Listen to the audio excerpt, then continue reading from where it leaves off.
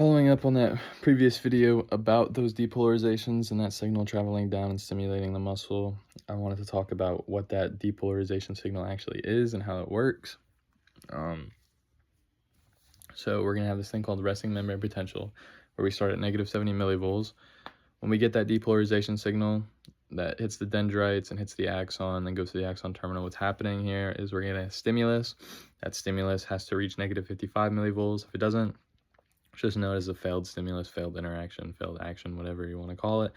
Once it reaches threshold, we're going to depolarize. Sodium is going to flood into the cell. Then once we reach plus 40 millivolts, that sodium channel is going to shut. We're going to repolarize. That potassium channel is then open and potassium floods out of the cell. We're then going to overshoot, and when we overshoot, there's no stimulus that can then get us back to resting membrane potential, so we have to use the sodium-potassium pump.